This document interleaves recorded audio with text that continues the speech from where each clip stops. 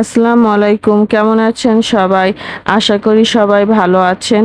আজ আমি একটা নতুন রেসিপি নিয়ে এসেছি, কাসকি মাছের শুটকি ভর্তার রেসিপি। গরম ভাতের সাথে ঝাল ঝাল কাসকি শুটকি ভর্তা হলে আর কিছুই লাগে না।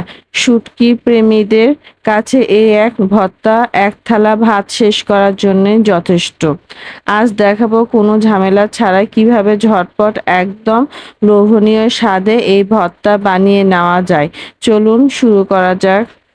প্রথমে শুটকিগুলো কড়াইয়ে হালকা লাল করে ভেজে নিয়েছি। এবার এগুলোকে গরম পানি দিয়ে ভালোভাবে ধুয়ে একদম পরিষ্কার করে নিব। শুটকি তো পরিষ্কার করা শেষ। এবার প্যানে সরিষার তেল দিলাম। তেল গরম হলে রসুন কুচি, পেঁয়াজ কুচি, কাঁচামরিচ, শুকনা মরিচ দিয়ে হালকা ভেজে নিব। স্বাদ মতো লবণ দিব।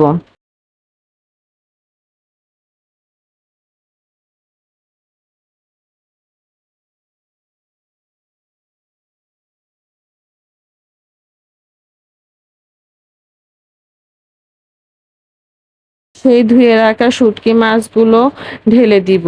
দিয়ে আবারও ভালোভাবে ভেজে নিব।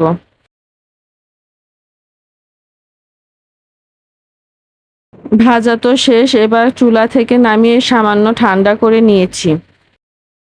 এবার চলে এলাম শিলপাটায়। কারণ যত ব্লেন্ডারই থাকুক, পাটায় বাটা ভর্তার স্বাদই কিন্তু আলাদা। সবকিছু একসাথে পাটায় ভালো করে বেটে নিলাম। বাটা হয়ে গেলে কিছুটা রসুন কুচি আবারও দিলাম, তার সাথে কাঁচামরিচ দিলাম। লবণ একটু কম হয়েছিল দেখে আবার একটু লবণ দিলাম। আর সরিষার তেল দিয়ে এখন ভালোভাবে হাত দিয়ে মেখে নিলাম। কাঁচা রসুনের ঝাঁঝে ভর্তার স্বাদ দ্বিগুণ হয়ে যায়।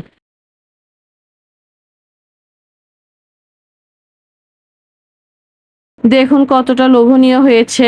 গরম গরম ভাতের সাথে এই পাটায় বাটা কাসকি মাছের শুটকি ভর্তা মুখে দিলে জাস্ট অমৃত লাগে। যারা শুটকি পছন্দ করেন, আশা করি এই সহজ রেসিপিটা আপনাদের অনেক ভালো লাগবে।